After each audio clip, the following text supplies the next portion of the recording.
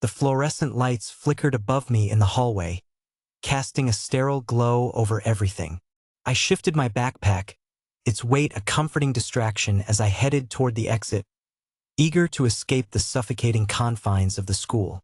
My thoughts were a mess, a jumble of math equations and half-formed ideas for my next art project.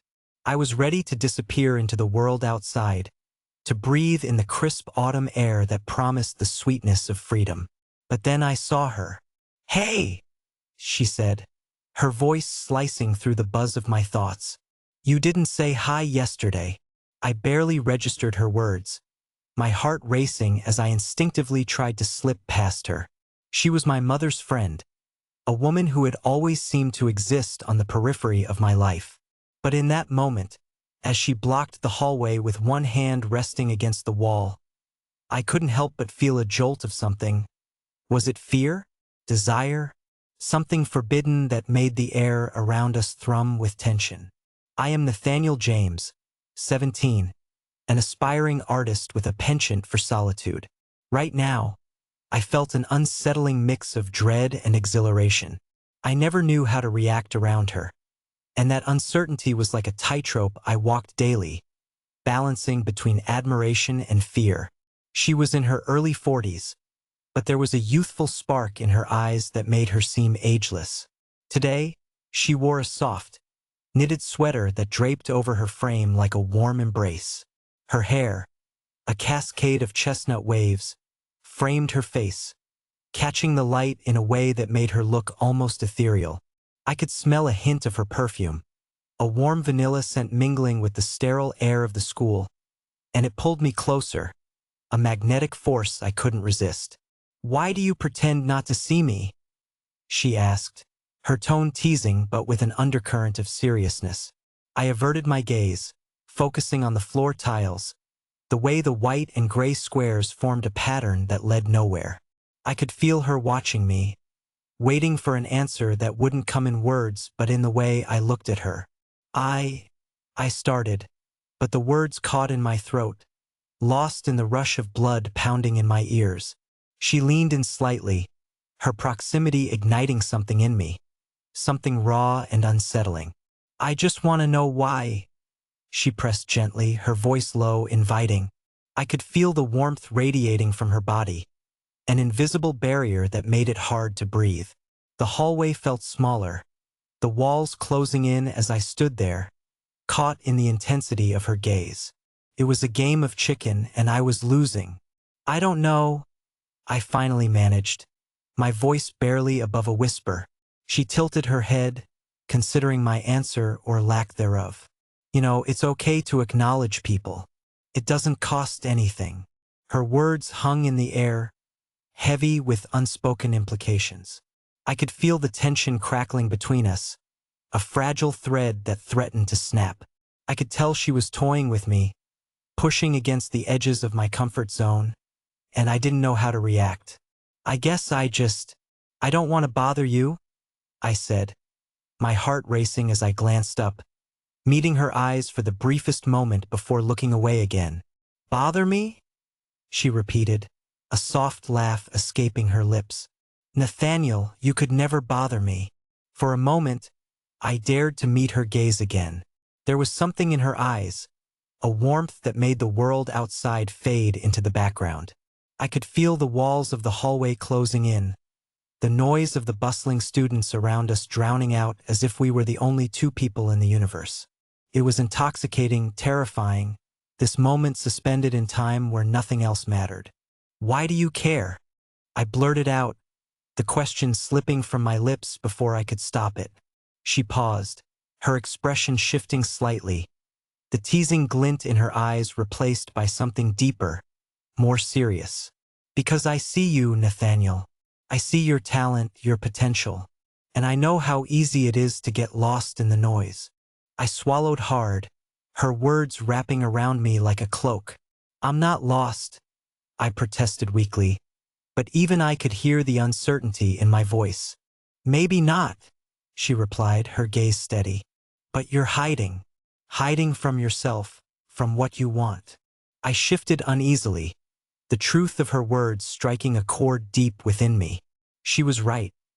I had been retreating into myself, avoiding the world outside, losing myself in sketches and colors, while the real world continued to swirl around me.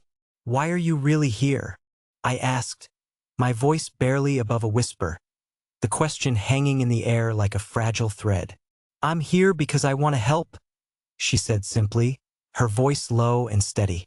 "I want you to know that you don't have to do it alone."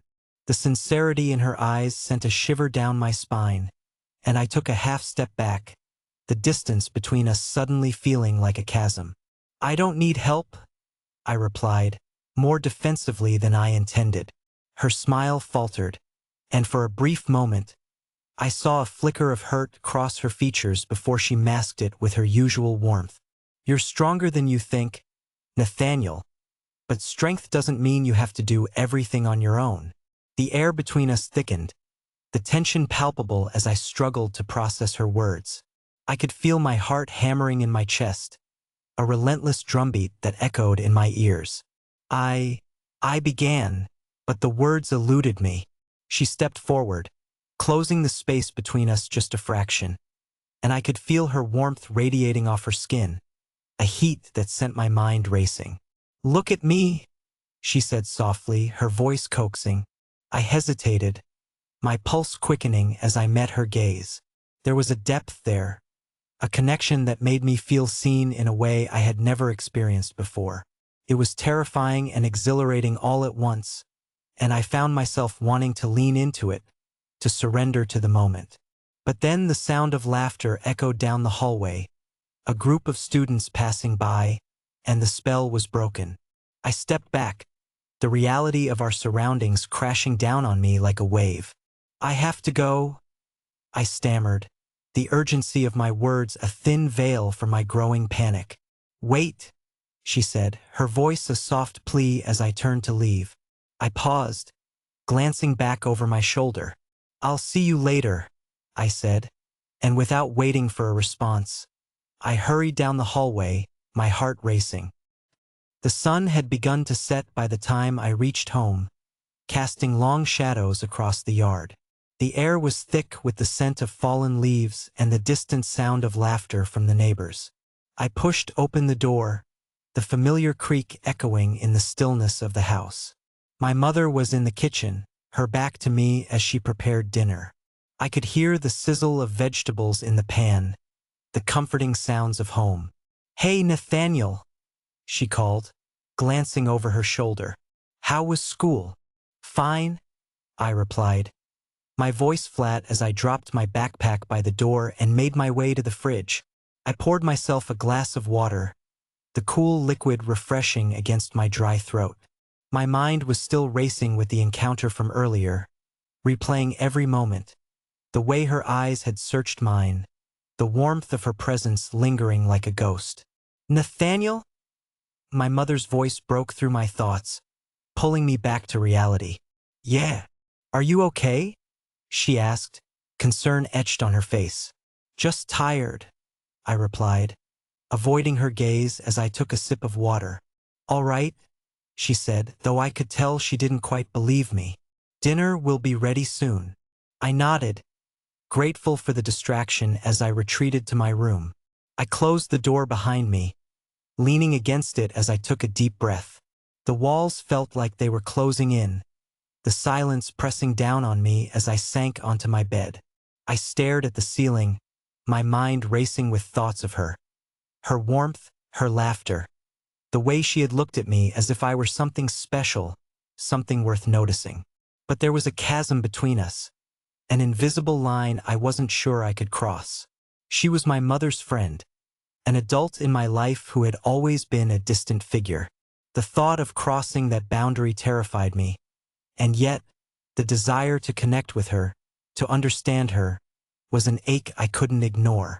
I picked up my sketchbook, absent-mindedly flipping through the pages filled with half-finished drawings and doodles. I stopped at a blank page, the weight of my pencil heavy in my hand. What would it look like if I drew her? The thought sent a thrill through me, but I quickly pushed it aside, the fear of crossing that boundary tightening around my chest. Instead, I began to sketch the hallway, capturing the sterile lines and harsh lighting, the way it had felt like a cage just moments ago.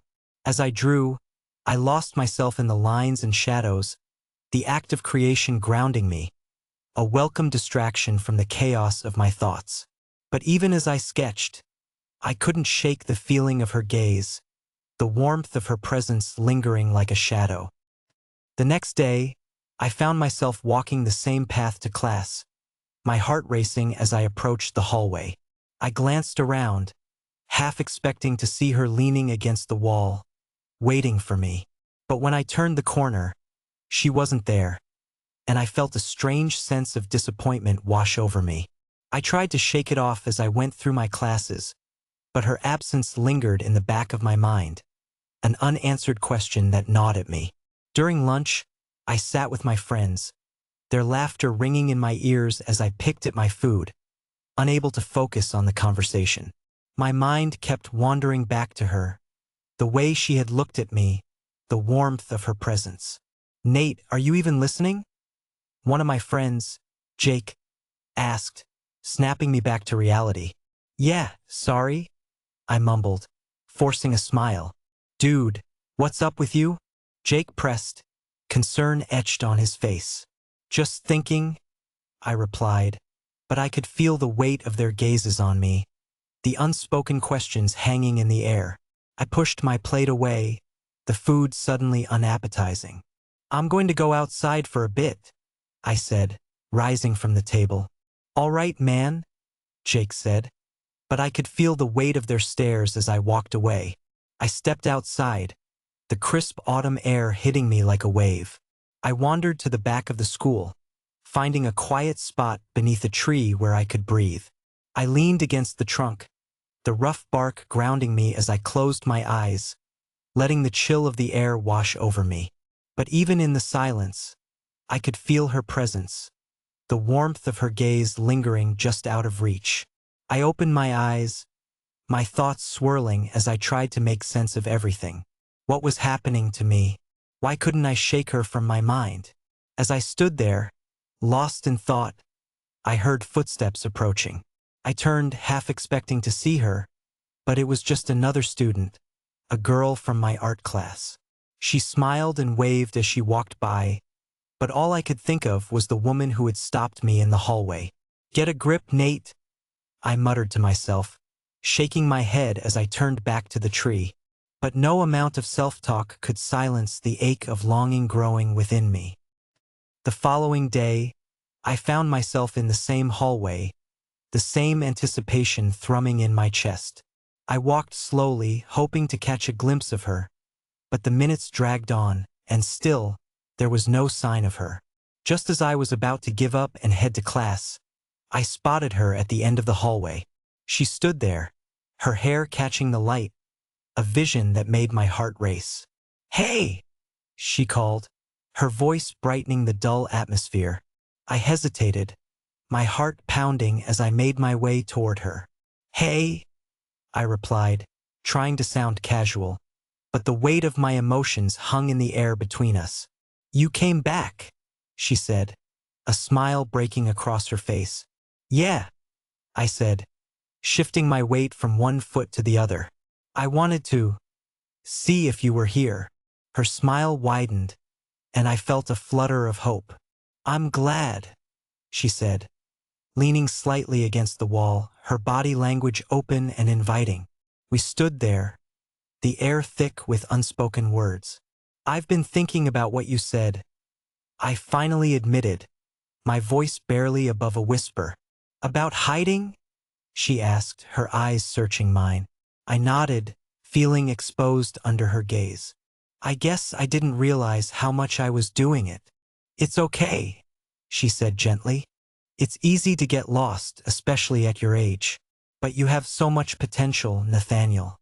Don't be afraid to show it." Her words wrapped around me, a warm embrace that made me feel seen in a way I had never experienced. I took a step closer, the space between us feeling charged with possibility. "I want to," I said, my voice stronger now, But it's hard. I feel like I'm stuck. She nodded, her expression softening. Stuck is a part of growth. It's okay to feel that way. Just remember, you're not alone. In that moment, I felt a flicker of connection, a bond that transcended the boundaries we had built between us. But the weight of reality pressed down on me, the knowledge that our worlds were different, that I was still just a kid in high school while she lived in a different realm of adulthood. I need to go, I said suddenly, the panic rising in my chest. Wait, she said, her voice a soft plea as I turned to leave. I paused, glancing back at her. I'll see you around, I said, the words feeling like a promise as I hurried down the hallway, my heart racing. The days turned into weeks, and with each passing moment, the tension between us grew. I found myself searching for her in the hallways, hoping for a glimpse of that warm smile, that spark of connection. But each day, I felt the distance between us widening, the unspoken boundaries growing stronger. I knew I was treading on thin ice, and yet, the desire to break through those barriers was a constant ache in my chest. One afternoon, I found myself at a local coffee shop, sketchbook in hand, trying to capture the essence of the world around me. The smell of freshly brewed coffee filled the air, mingling with the chatter of patrons and the soft clinking of cups. I sat by the window, lost in my thoughts, when I suddenly felt a presence beside me. I looked up, my heart leaping as I met her gaze. Mind if I join you? She asked, her voice like music, and I nodded, unable to find my words. She settled into the chair across from me, her warmth radiating across the table. What are you working on? I glanced down at my sketchbook, the pages filled with half-finished drawings. Just some ideas, I replied, trying to sound casual. Can I see? She asked gently, and I hesitated before sliding the book across the table. She flipped through the pages, her eyes lighting up as she took in my work. These are incredible, Nathaniel. You have such a talent. A warmth spread through me at her words, but I couldn't shake the feeling of vulnerability as she looked at my art. Thanks, I mumbled, feeling a flush of embarrassment. I mean it, she said, her gaze steady. You have a gift. Don't be afraid to share it with the world. I met her gaze, the weight of her words hanging in the air. It's hard, I admitted, my voice barely above a whisper. I don't know how. Start small, she suggested, her eyes softening. Share your work with people you trust. Take it one step at a time. I felt a flicker of hope at her encouragement, but the reality of our situation loomed over me like a shadow. What if they don't like it? They will, she replied firmly, her voice unwavering. You just have to believe in yourself. Her words wrapped around me like a warm blanket, and for the first time in a long time, I felt a sense of clarity. I could do this. I could find a way to break through the walls I had built around myself. As we sat there, the conversation flowing easily between us, I felt the distance between us shrinking. It was a fragile connection, but it was there, a thread of understanding that bound us together in a way I had never expected. But even as I reveled in the moment, I could feel the weight of reality pressing down on me, the knowledge that this was also precarious. I was still just a kid, lost in a world that felt so vast and intimidating, while she was a woman who had lived a lifetime beyond my understanding. As the sun began to set, casting a warm glow over the cafe, I knew that I had to confront the uncertainty that loomed between us. What are we doing? I asked finally, my voice steady but my heart racing. She looked at me, her expression softening. What do you mean? I mean this, whatever this is, I said, gesturing between us. It feels complicated. Her gaze faltered, and I could see the realization dawn on her face. It is complicated, she admitted, her voice low, but that doesn't mean it's not worth exploring. I felt a flicker of hope at her words, but the fear of the unknown tightened around my chest. Are we crossing a line? She paused, her eyes searching mine, and I could feel the weight of her consideration. Maybe, she replied finally, her voice steady. But sometimes, crossing lines is where the magic happens. The tension hung in the air, the unspoken words lingering like a fragile thread between us. I wanted to lean in, to close the distance, but the fear of what lay beyond that line held me back. I don't want to ruin anything, I said, my voice barely above a whisper. You won't, she assured me, her gaze unwavering. But you have to be willing to take the risk. I nodded slowly, the weight of her words settling over me like a cloak. I could feel the tension between us, the magnetic pull that drew us closer, and yet, the fear of stepping over that line held me back. We sat in silence for a moment, the world outside fading into the background as we lost ourselves in the connection that had blossomed between us. It was a fragile moment, a thread of understanding that hung in the air, and I knew that whatever happened next, we were forever changed by it. And as I looked into her eyes, I felt a flicker of hope that maybe, just maybe, we could navigate the complexities of our relationship together, one hesitant step at a time. The sun dipped below the horizon, casting a golden light over the cafe, and in that moment, I knew that whatever lay ahead, we would face it together, bound by the unspoken understanding that had blossomed between us. The future was uncertain, the lines were blurred, but for the first time, I felt a sense of possibility.